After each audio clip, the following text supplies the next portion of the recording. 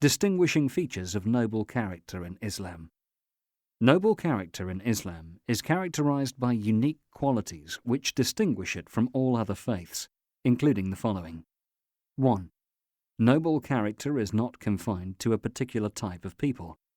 Almighty Allah has made people into different shapes, colors, and languages.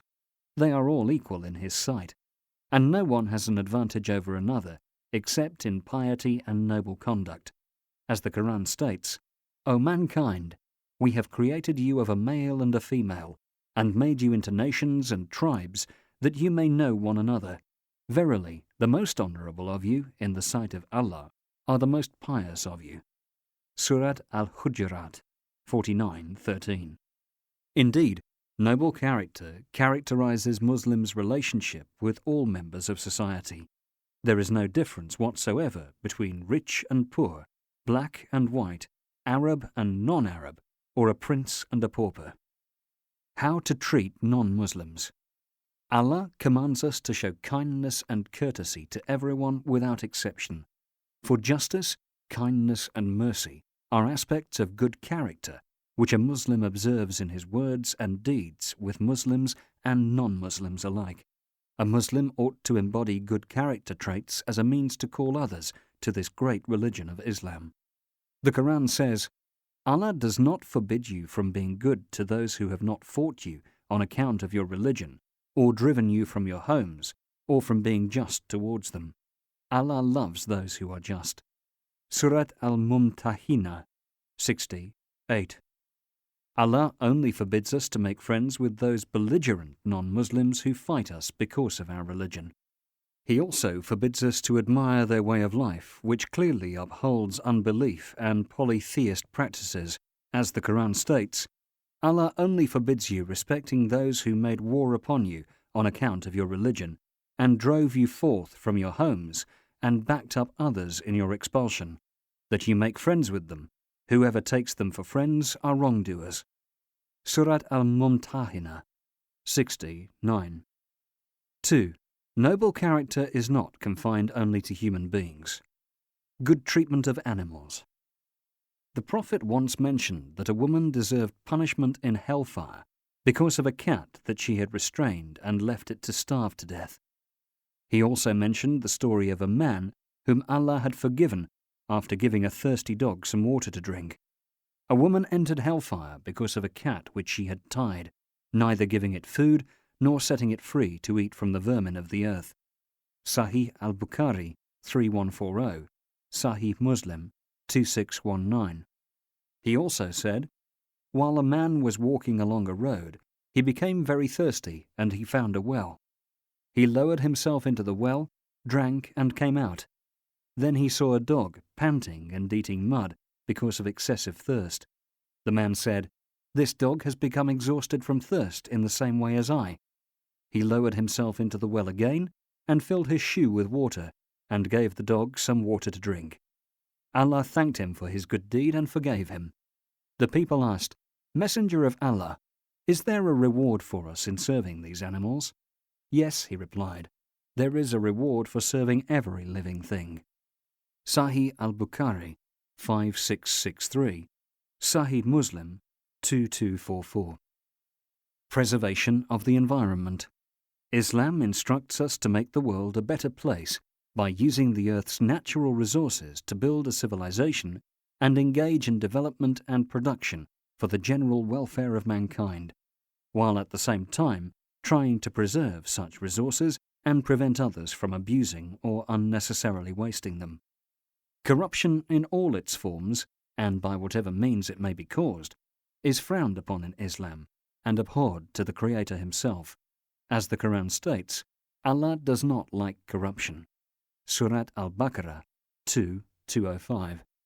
In fact, Islam is so concerned about this issue that it goes as far as to direct its adherents to do righteous deeds and engage in such things as cultivating the land even in times of great turmoil and under terrifying circumstances, such as the Day of Judgment. As the Prophet once instructed, if the Day of Judgment takes place and you recognize the event, while a man is holding a palm tree seedling to plant in the soil, let him, if he can, plant it. Musnad Ahmad 12981. 3. Noble character in all aspects of life. The family. Islam stresses the importance of noble character among all members of the family. As the Prophet said, "The best of you are those who treat their wives the best, and I am the best of you in this respect." Sunan at-Tirmidhi 3895. Despite being the best human being of all time, Prophet Muhammad shared household chores with his wives and helped around the house. As Aisha, one of his wives, once said about him, he used to help his wives with the housework. Sahih al-Bukhari 5048. He also used to joke with his family members.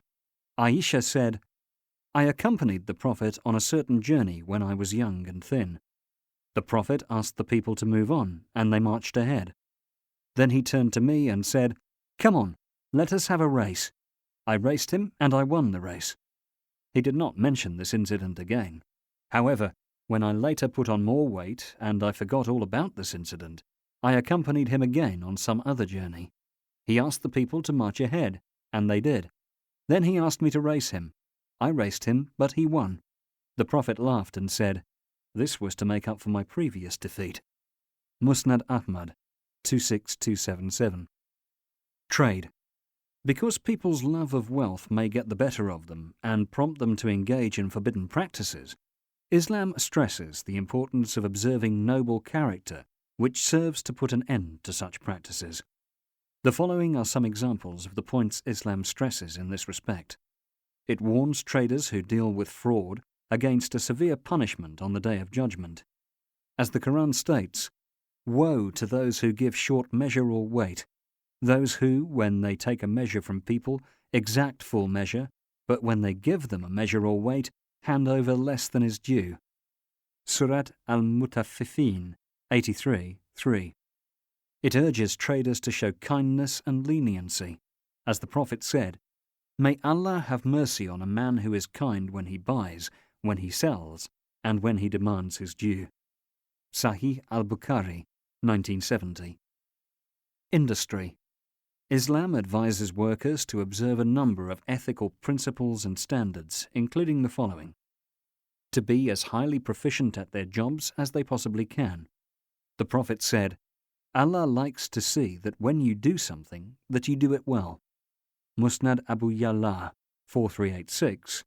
Al-Bayhaqi Shu'ab al-Iman 5313.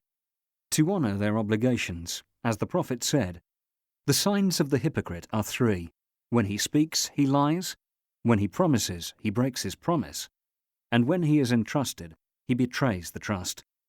Sahih al-Bukhari 33. 4. Noble character under all circumstances. There are no exceptions whatsoever when it comes to talking about good moral character in Islam. A Muslim is required to follow the dictates of Islamic law and observe noble character even in times of war and in difficult times, for there is no such thing in Islam as the end justifies the means. In other words, bad or unfair methods of doing something are by no means acceptable, even if the result of that action is good or positive. It is for this reason that Islam has laid down rules and criteria which govern Muslims' behavior, even in times of war, so that they would not succumb to fits of rage driven by intolerance which feeds their anger and satisfies hatred and malicious and selfish tendencies.